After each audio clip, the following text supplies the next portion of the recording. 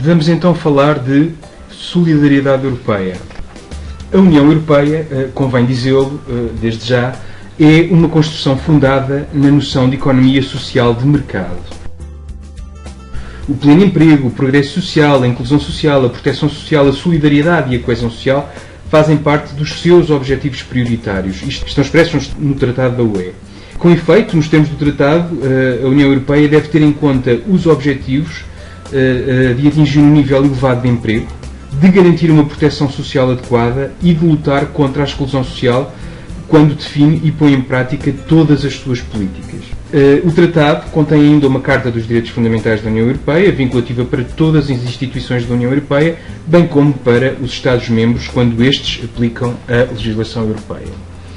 Essa Carta dos Direitos Fundamentais garante, nomeadamente, e para referir apenas a alguns, os direitos sociais de todos os residentes da União Europeia, como, por exemplo, os direitos dos trabalhadores em matéria de informação e de consulta por parte dos empregadores, o direito à greve e à negociação coletiva, o direito de acesso aos serviços de emprego, o direito à proteção em caso de despedimento sem justa causa, o direito a condições de trabalho justas e condignas, a proibição do trabalho infantil, etc, etc, etc.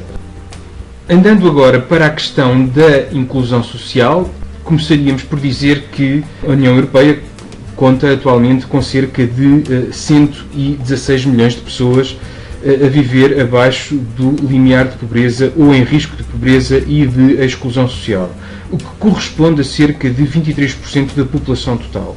Grande parte dessas pessoas são mulheres e crianças.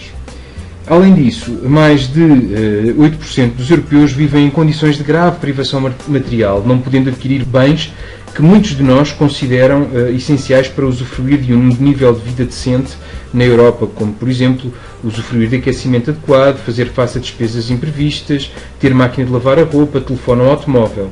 Nos países mais pobres, essa percentagem ultrapassa mesmo os 30%.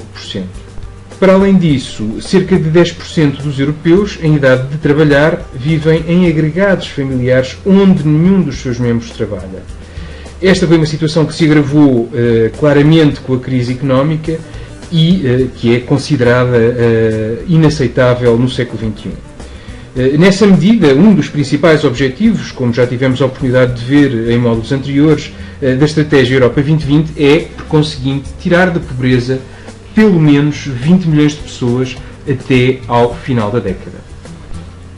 No que respeita à proteção social, convém dizer que os sistemas de proteção social dos países da União Europeia foram criados para gerir os riscos relacionados com o desemprego, problemas de saúde, com a invalidez, situações familiares difíceis, a velhice, etc. Embora os Estados-membros sejam responsáveis pela organização e pelo financiamento dos respectivos regimes de proteção social, a União Europeia desempenha um papel importante de coordenação dos sistemas nacionais de segurança social com vista a facilitar, nomeadamente, a mobilidade entre os países da UE, o que pressupõe, enfim, pelo menos o objetivo de se tender para portanto, alguma uniformização entre os sistemas de segurança social dos Estados-membros. As políticas em matéria de emprego, assuntos sociais e inclusão são aplicadas, como já dissemos, ao nível nacional. O papel da União Europeia nestes domínios consiste em apoiar e complementar a ação das autoridades nacionais, utilizando para o efeito o chamado método aberto de coordenação. Trata-se de um quadro de cooperação no âmbito do qual as políticas de cada um dos países da União Europeia são orientadas para objetivos comuns e, posteriormente, acompanhadas pela União. Assim, existe um MAC para a Estratégia Europeia de Emprego e um MAC em matéria de proteção social e de inclusão social.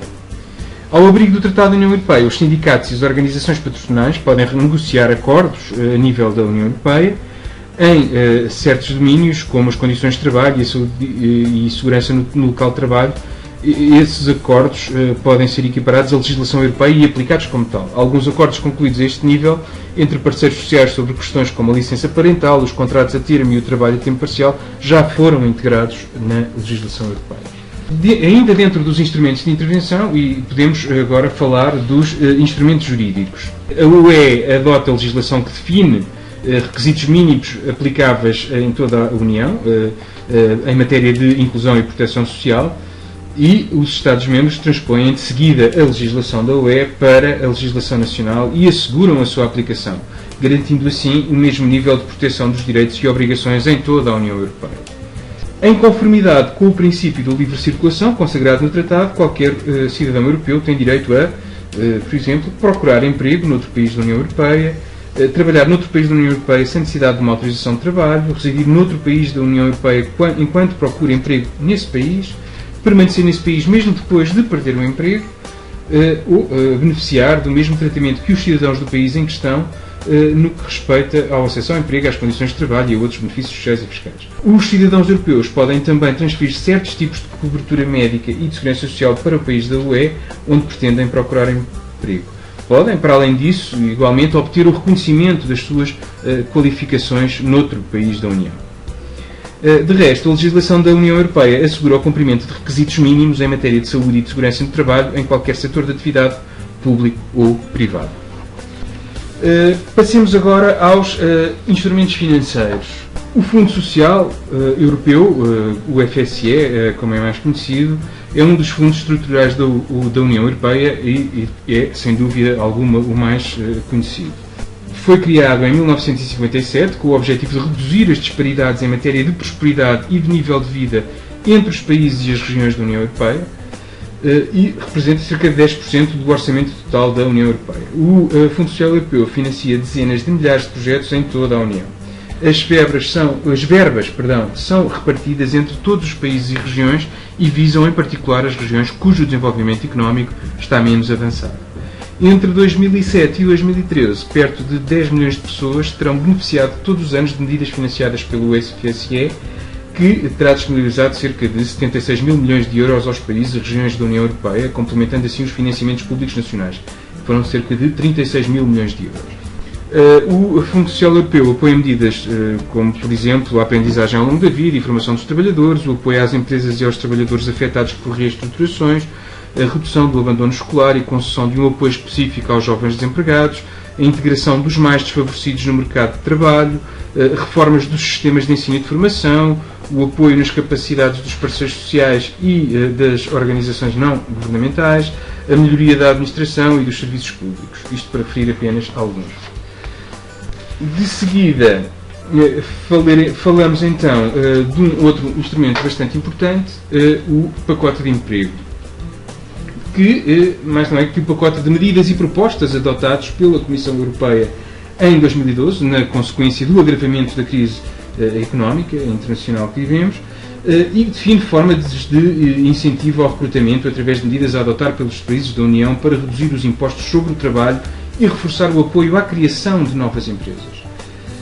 As áreas consideradas com maior potencial de criação de emprego no futuro são os serviços de saúde, as tecnologias de informação e comunicação e a economia verde. Na Europa, cerca de 21 milhões de empregos estão de alguma forma relacionados com o ambiente, devendo este número aumentar consideravelmente no futuro.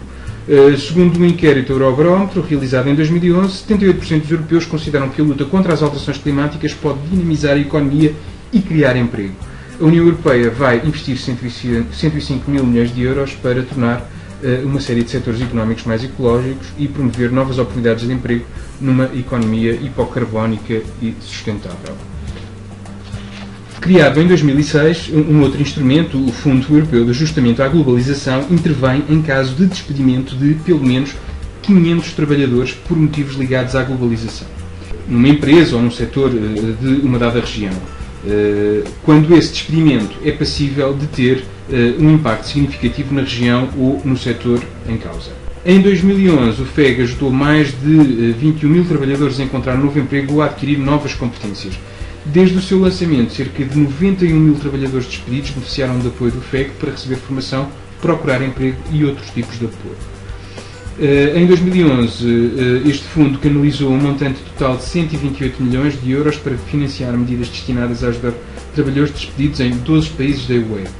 O FEG cofinanciou essas medidas em 65%, sendo os restantes 35% assegurados por fontes de financiamento nacionais. Em termos concretos, os trabalhadores despedidos receberam uma assistência personalizada e intensiva nos seguintes domínios: procura de emprego, formação profissional de diversos tipos, aperfeiçoamento e reciclagem, incentivos e subsídios temporários, apoio à criação de empresas e ajuda no âmbito de programas públicos de emprego. Segue-se um outro instrumento, o Programa da União Europeia para o Emprego e Inovação Social, sucintamente o EaSI, que é um instrumento de financiamento a nível da União Europeia destinado a promover um elevado nível de qualidade e emprego sustentável, garantindo uma proteção social adequada e decente, o combate à exclusão social e à pobreza e a melhoria das condições de trabalho. A sua estrutura e financiamento é a seguinte. O EaSI é gerido diretamente pela Comissão Europeia e passou a reunir 3 programas da UE geridos separadamente entre 2007 e 2013. O Progress, o EURES e o Microfinanciamento e Empreendedorismo Social. A partir de janeiro de 2014, esses programas passaram a constituir os 3 eixos do EaSI e destinam-se a apoiar a modernização do emprego e das políticas sociais, no caso do Progress, portanto, que corresponde a 61% do orçamento total, a mobilidade profissional com o eixo EURES, 18% do orçamento total, e, por último, o acesso a microfinanciamento e empreendedorismo social com o eixo microfinanciamento e empreendedorismo social, que corresponde a 21% do orçamento total. O Programa da União Europeia para o Emprego e Inovação Social visa reforçar a apropriação dos objetivos da União Europeia e a coordenação das ações a nível comunitário e nacional, nas áreas do emprego, assuntos sociais e inclusão. Visa também apoiar o desenvolvimento de sistemas de proteção social adequados e políticas de mercado de trabalho, modernizar a legislação da União Europeia e assegurar a sua aplicação efetiva, promover a mobilidade geográfica e aumentar as oportunidades de emprego através da promoção de um mercado de trabalho aberto, aumentar a disponibilidade e a acessibilidade ao microcrédito por parte dos grupos vulneráveis e microempresas e aumentar o acesso ao financiamento das empresas sociais.